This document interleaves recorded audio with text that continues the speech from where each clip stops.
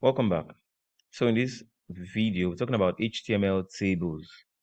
And HTML tables it's something that you just need to know. It's a major part of HTML that you must understand. You must be able to build. Even though personally, for I've not really had to really build tables actually, but it's actually considered as one of those very important topics in HTML. So what are HTML tables? Or first of all, what are our unit goals?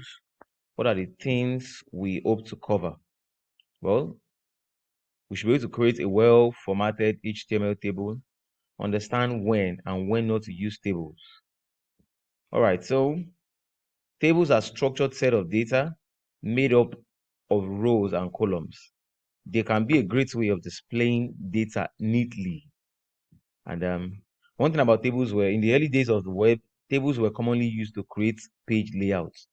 Today, you should only use the table element when you are creating an actual data table. And then to create a table, you would use 5 to 10 different elements. It can be tricky to remember, but don't panic. You'll get used to them over time. So in the beginning days of web development, tables were probably used to create, just like we have divs. I explained divs and sections. Tables were used for that initially, quite some years back. That's what tables were used for. But later on, in the advancement of HTML, and web development, table became something used properly for what it's meant to be. It is meant to be used to group information, group data. I'm scrolling right now over MDN documentation on tables now. There are quite so many things written about it. Let me see if I can see an example. Okay, this is a simple table, just one column table here. Let me see. All right, these are examples of tables. So by the end of this particular lessons, we should be able to create, and we're going to create a very simple page table. I would figure out what is going to be the content of that table later on.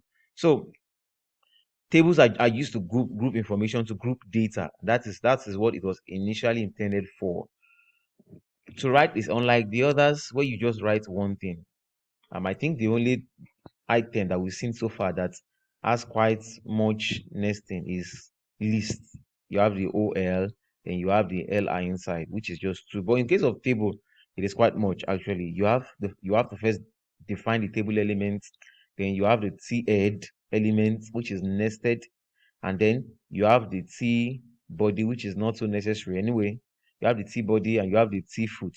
I mean, this is already like just like your HTML. You have your header, you have your body, you have the head. So you have the inside the body, we have the head. Is it head?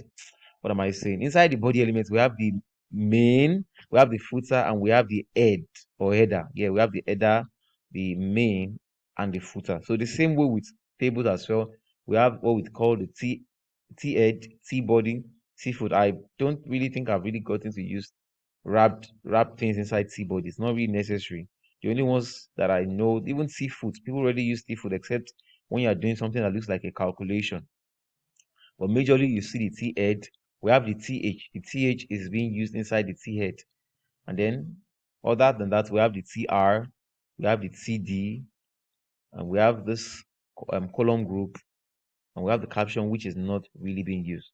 So in the next video, this is just an introduction. In the next video, we're going to start from the T head. See you in the next video.